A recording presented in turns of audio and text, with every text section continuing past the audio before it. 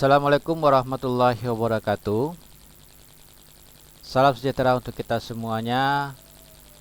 Pertama sekali saya ucapkan terima kasih kepada ayah bunda yang telah memiliki aplikasi Kurmer ini, yang mana aplikasi ini dibuat khusus diperuntukkan untuk sekolah pendidikan anak usia dini, yaitu di bawahnya itu ada TK, ada KB, ada SPS, dan yang lain-lainnya. Nah, aplikasi ini dibuat ini untuk memudahkan kita dalam menyusun perangkat-perangkat pembelajaran serta dokumen-dokumen lain yang dibutuhkan oleh pihak sekolah. Di sini saya tidak menjelaskan tentang bagaimana alur apa itu kurikulum merdeka, karena saya rasa ayah bunda pasti sudah lebih dulu memahami karena sudah sering ikut workshop, ikut pelatihan-pelatihan.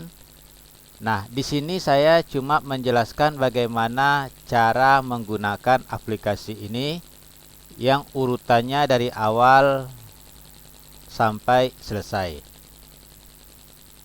Baik, sebelum kita gunakan aplikasi ini, begitu aplikasi ini ayah bunda terima, sebaiknya di-copy banyak, kemudian nanti diisi oleh masing-masing guru kelasnya.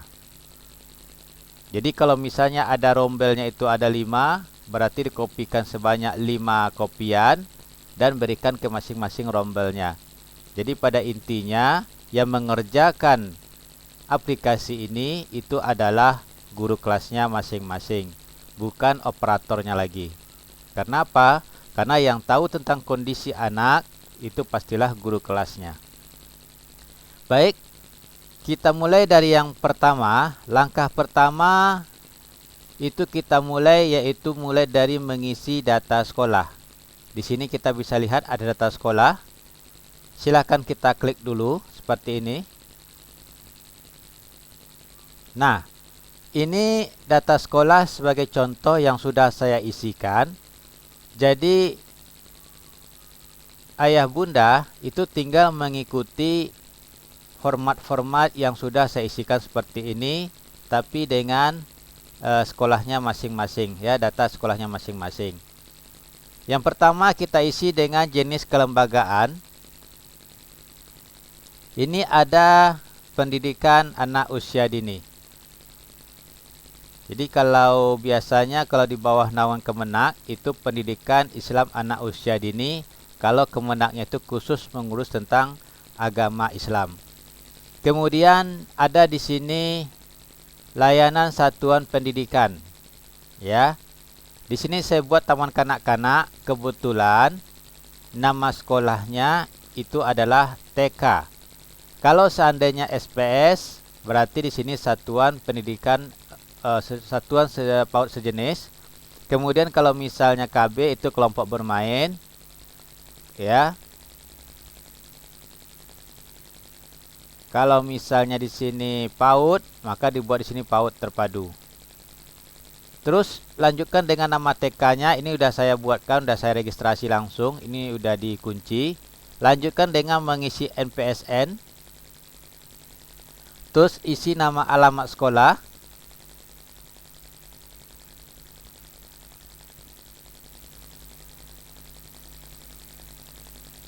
Lanjutkan dengan mengisi kode pos.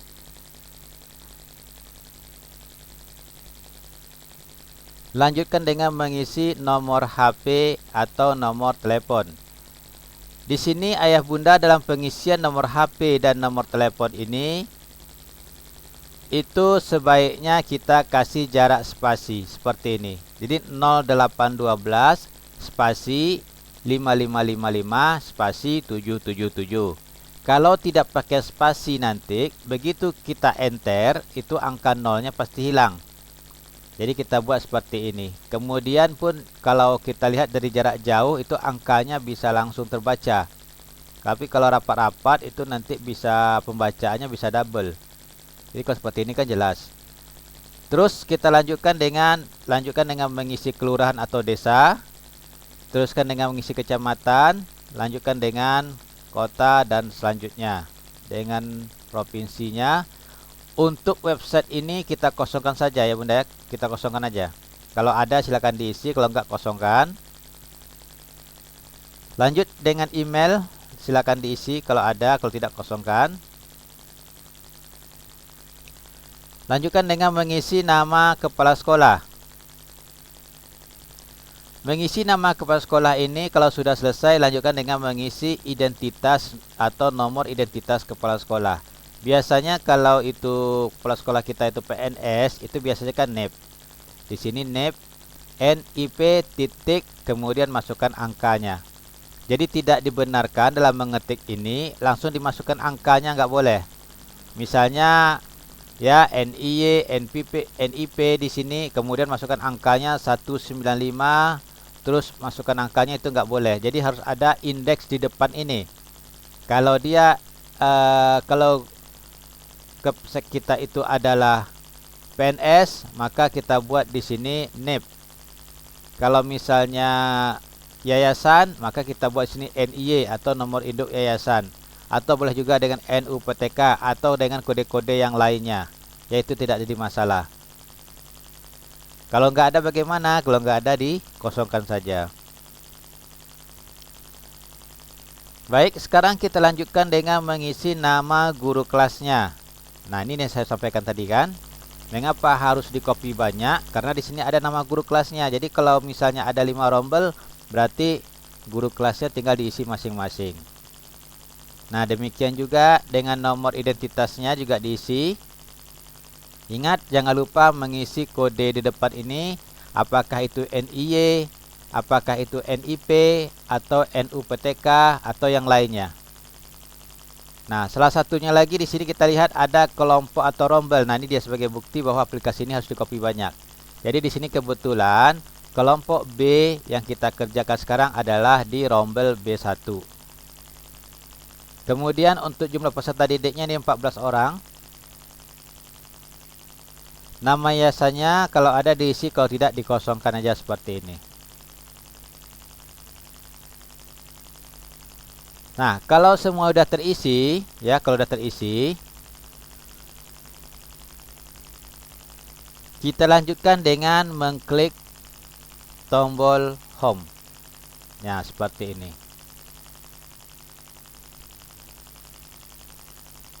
Kemudian langkah kedua, kita mengisi data peserta didik. Kita klik, ya, sudah muncul seperti ini. Ini kebetulan nama peserta didiknya ini udah saya isikan sendiri, ya, seperti ini. Nah, jika nantinya pihak sekolah menginginkan buku induk secara otomatis yang dari aplikasi ini, ya, buku induknya juga ada ya Ayah Bunda, itu kita isilah data ini selengkap-lengkapnya sampai selesai, ya, sampai paling ujung. Karena ini adalah data-data yang akan digunakan untuk pengisian nomor induk peserta didik. Jadi kalau seandainya nanti nomor buku induknya itu sudah ada, mau diketik manual misalnya atau mau diisi manual, berarti ini nggak usah dilanjutkan data seluruhnya ya Bunda ya. Cukup mengisi nama peserta didiknya saja. Karena ini nanti juga akan menyangkut kalau kita ingin mencetak atau memprint absensi anak. Baik, sekarang kita klik home. Nah, cukup dua itu aja dulu langkah yang pertamanya. Ibunya cukup dua itu aja. Kemudian sekarang kita lanjutkan dengan melihat-lihat dulu nih. Karena kan kalau di PAUD ini banyak ADM-ADM yang harus disiapkan. Misalnya buku tamu, kemudian buku catatan keluar, buku catatan dinas, kemudian ada data-data peserta didik misalnya kayak pengisian absensi dan yang lain-lainnya, itu sudah disiapkan di aplikasi ini. Jadi kita bisa lihat di sini yang warna merah atau sebagian ada yang warna biru. Itu sama aja, cuma warnanya yang saya rubah, tapi isinya tetap situ juga. Ini ada kurang lebih 5 kelompok ADM di bidang PAUD. Yang pertama yaitu bagian kelembagaan. Kita klik ini dulu. Ya, seperti ini. Jadi kalau seandainya butuh buku tamu dinas, kita tinggal klik aja di sini. Nah, seperti ini. Terus kita print, kemudian kita jilid sesuai dengan kebutuhan. Kemudian kalau kita mau lihat di sini buku tamu umum, ya seperti ini. Ini juga sama. Kita tinggal print, kemudian kita jilid. Nah, kalau udah selesai kita kembali dengan mengklik home. Jadi semua ini itu kita tinggal klik saja, kemudian kita print, tapi ingat jangan semuanya di print ya, kalau rasanya tidak dibutuhkan. Jadi kalau rasa dibutuhkan semuanya silahkan, tapi harus dipilih-pilih lagi ya, mana yang betul-betul di urgent dan betul-betul dimanfaatkan, silahkan di print. Kalau tidak, diabaikan saja. Kemudian kita home lagi, kita lihat di sini ADM kepala sekolah ya, seperti ini. Nanti untuk sesi bagaimana cara menggunakan ADM ini secara lengkap, itu nanti akan saya buatkan lagi videonya, atau kita adakan lagi bimteknya bagaimana cara mengisi buku-buku ADM ini. Ya, untuk sementara ini kan saya hanya memberikan secara garis besarnya dulu. Ini seperti supervisi penilaian, supervisi pembelajaran ini harus dipelajari dulu nih. Ya Bunda, ini harus dipelajari bagaimana cara mengisinya. Kemudian kita klik home, lanjut peserta didik. Nah, ini udah bisa langsung digunakan. Kalau misalnya mau buka pendaftaran nih ya, kita butuh formulir. Jadi bagaimana caranya, andai kata formulirnya hilang di laptop, kita di sini sudah ada, kita tinggal pilih aja di sini, kita klik, dah muncul seperti ini. Kemudian langsung kita print ya, dan siap untuk digunakan.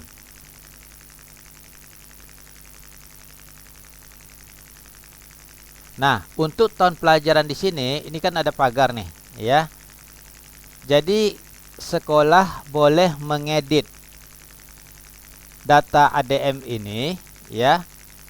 Caranya yang pertama, pada menu view di sini kita klik unprotect sheet.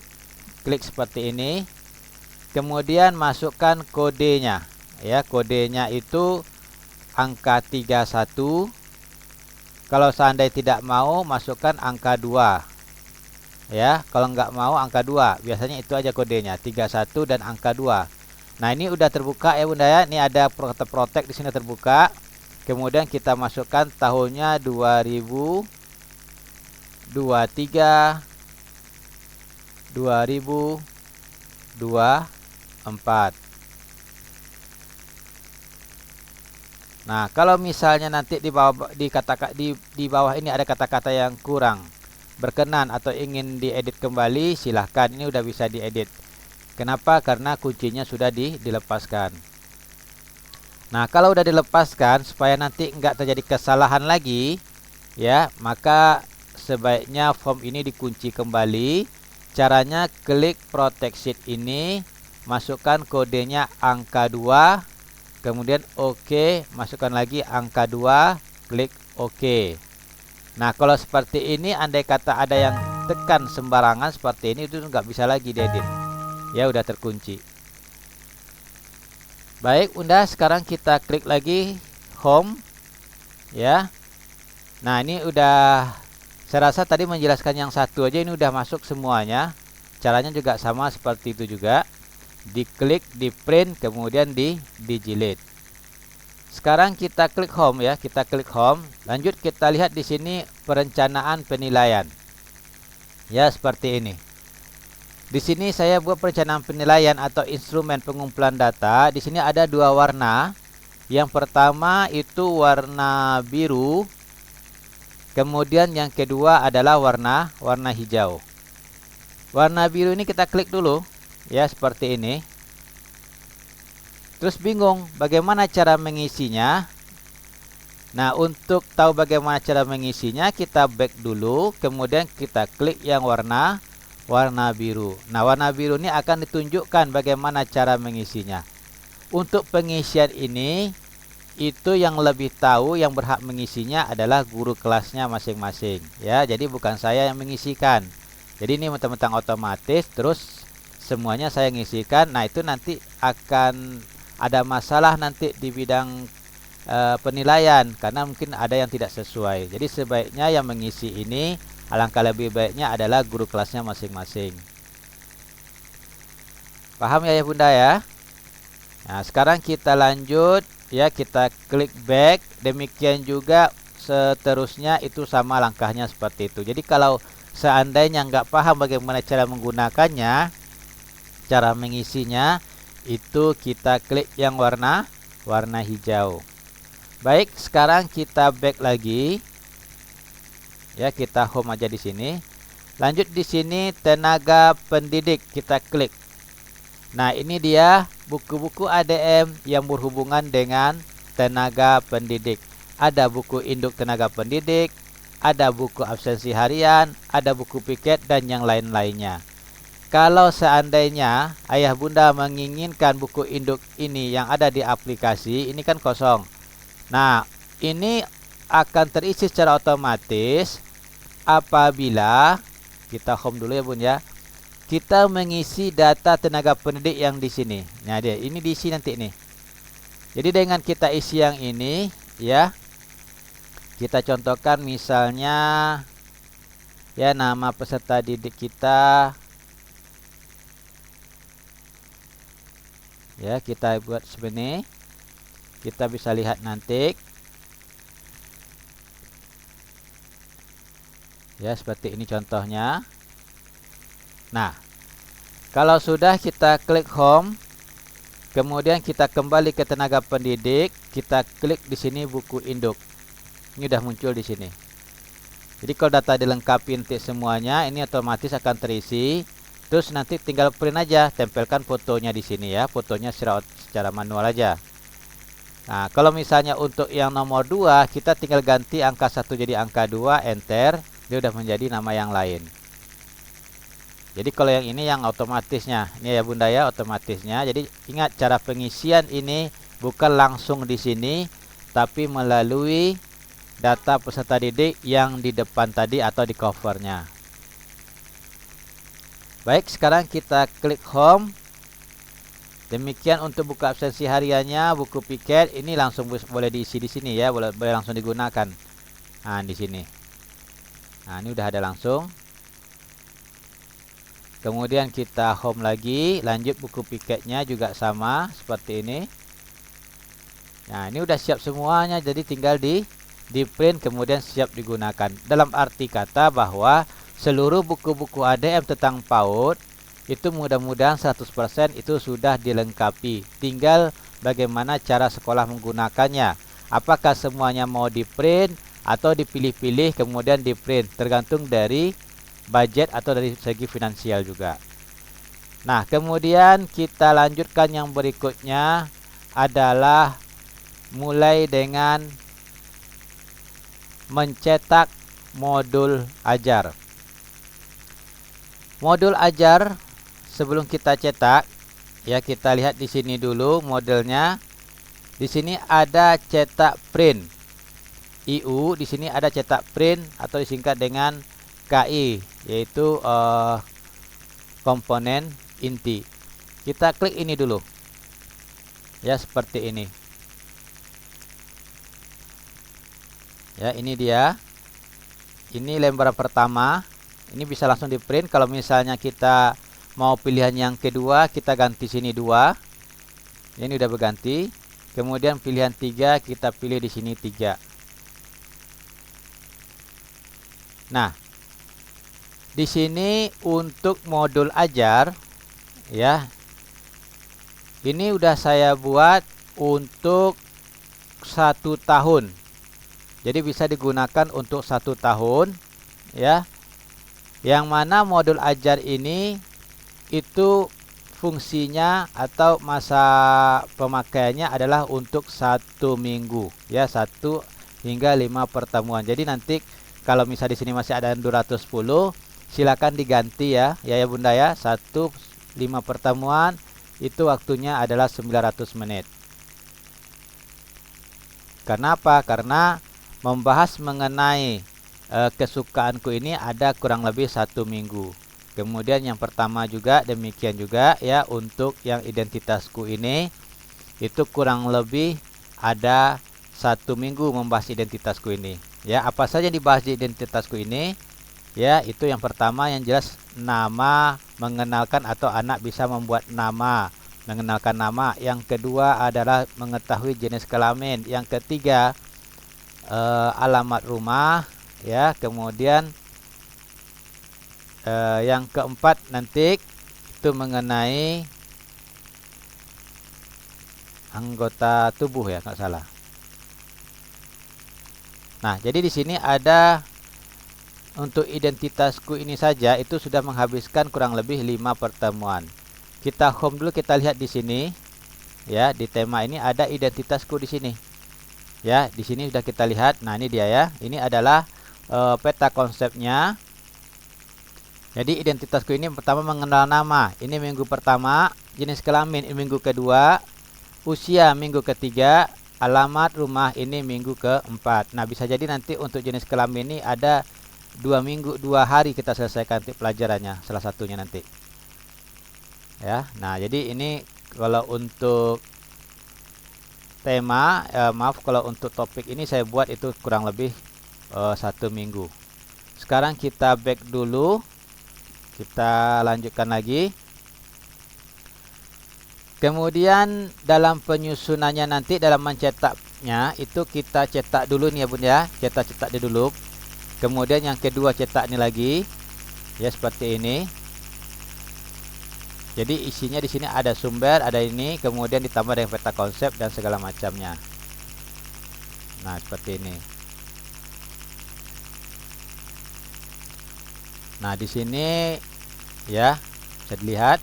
Kemudian kita home lagi.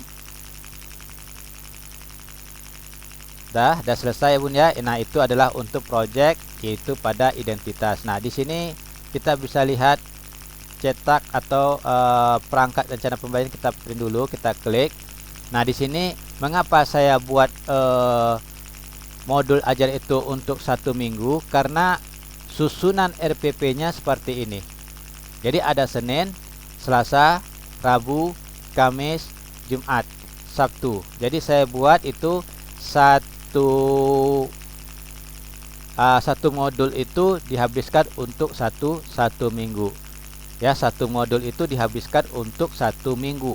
Kalau seandainya satu modul itu dibahas sampai 4 hari saja sampai Kamis, terus Jumatnya bagaimana?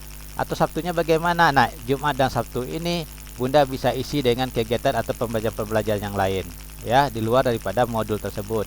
Atau bisa menggunakan modul harian, ya, modul harian. Kalau Sabtu ini bagi sekolah yang mau masuk, nah itu bisa kita isi nanti di sini.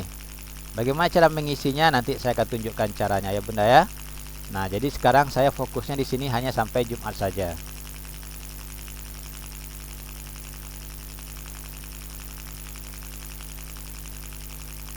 Nah, kalau seandainya nanti yang kedua seperti ini yang kedua ya, ini adalah bentuk RPP yang kedua. Ya, seperti ini. Jadi dengan kita buat seperti ini, kertas lebih hemat, ya, lebih efisiensi. Karena apa? Karena kalau seandainya dibuat itu 1 hari, satu modul 1 hari, itu menghabiskan kertas yang sangat banyak. Itu udah saya coba kemarin, perbandingannya itu sangat luar biasa. Jadi kalau satu RPP ini untuk 1 hari dengan modulnya 1 hari, berarti kita menghabiskan modulnya itu ada kurang lebih 100 modul, ya, kalau seandainya kita menggunakan modulnya per hari. Jadi kalau kita gunakan modulnya per minggu, berarti kita hanya menghabiskan 17 modul atau 18 atau 20 modul. Jadi 17 atau 20 modul itu modul mingguan. Nah, nanti sisanya lagi itu adalah modul harian. Ya, baik. Sekarang kita akan lihat back lagi di sini. Bagaimana itu modul harian dan modul mingguan? Kita lihat dulu di sini pada ya, kita klik di sini ya. Nah, kita lihat dulu di informasi umum.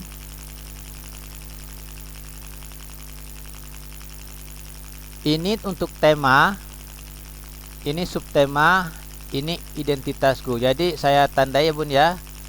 Mulai dari sini, ini identitasku yang seperti ini. Ini adalah modul yang diselesaikan dalam 1 minggu. Seperti ini. Ya, coba perhatikan terus. Ini modul yang diselesaikan dalam 1 minggu. Sampai di sini Bunda. Sampai di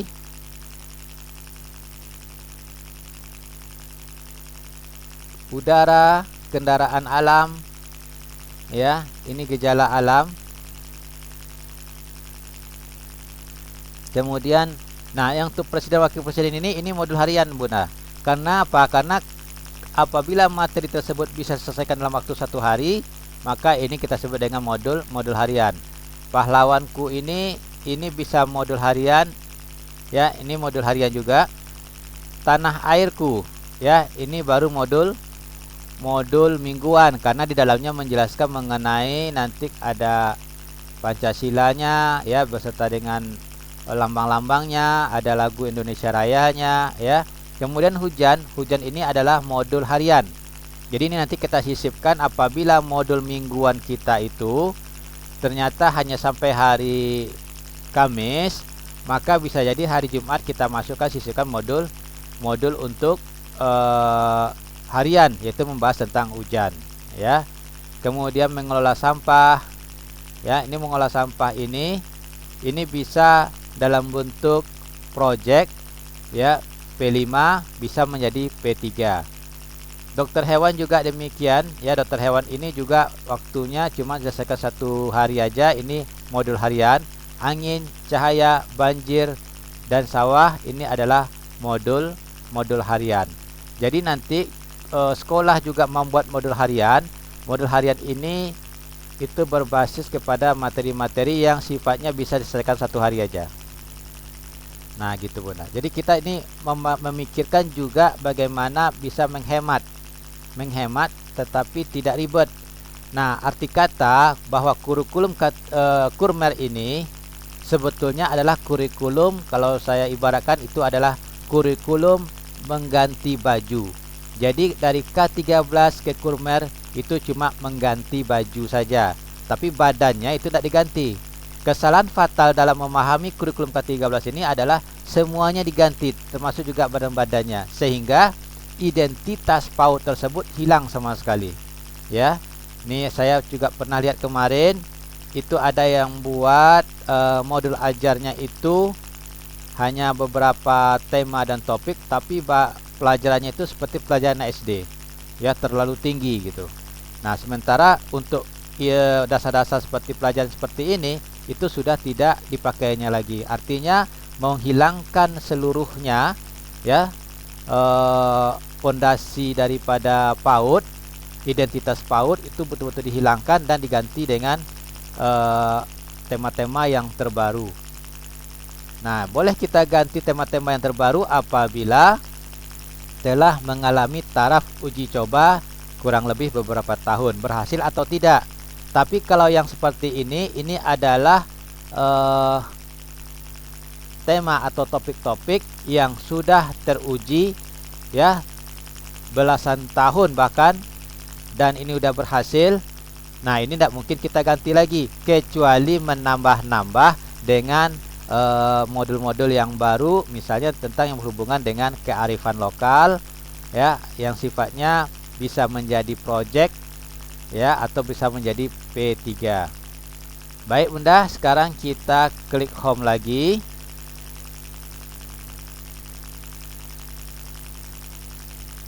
Oke Bunda, jadi itulah dia rincian bagaimana cara menggunakan aplikasi ini. Ingat, ini nanti untuk untuk modul ajarnya boleh Bunda print itu dari awal sampai selesai ya, boleh Bunda print semuanya, kemudian nanti tinggal kita susun-susun aja lagi Nanti kita susun lagi. Cara menyusunnya itu kita klik home, kemudian kita ambil di sini, kemudian kita ambil di sini program tahunan. Nah, di sini. Ini nanti kita isi dulu, kita isi, kemudian kita sesuaikan dengan kegiatan kita sehari-hari, ya, selama kurang lebih 1 tahun. Ya, seperti ini. Sekarang kita home lagi. Nah, itulah dia ya Bunda, secara ringkas atau gambaran awalnya bagaimana cara menggunakan aplikasi ini. Nah, nanti untuk berikutnya nanti kita akan jelaskan lagi bagaimana cara membuat peta konsep yang baru, kemudian mengisi informasi umum, komponen inti dan tabel konsepnya, sehingga nanti dokumen kita untuk perangkat ini betul-betul bagus dan bisa-bisa digunakan, ya. Jadi kalau kita robah semuanya, itu nanti akan berakibat kepada mutu lembaga kita itu akan bermasalah. Maka lebih baiknya kalau rasanya yang lama sudah teruji, nah maka tetap yang materi lama dipakai, tetapi dimodifikasi dengan kurikulum Merdeka. Yang diganti itu adalah mungkin selama ini menggunakan KD, harus mencapai kurang lebih ada 25 KD yang harus kita kejar. Nah, dengan kurikulum Merdeka ini kita nggak memerlukan 25 KD tersebut, tapi kita bisa membuat tujuan daripada pembelajaran kita itu tujuannya mengarah kepada kearifan lokal. Baik Bunda, itulah dia penjelasan mengenai aplikasi ini. Untuk lebih dalamnya lagi kita akan terus bina, kita akan terus bimbing sampai bisa dalam pembuatan penyusunan perangkat kurikulum Merdeka ini. Nah, ini masih banyak lagi kok yang harus kita bahas lagi, karena yang tahap pertama ini adalah awal-awalnya dulu bagaimana cara menggunakan aplikasi ini. Baik Bunda, terima kasih udah memperhatikan aplikasi ini. Ya, saya akhiri. Assalamualaikum warahmatullahi wabarakatuh. Selamat bekerja.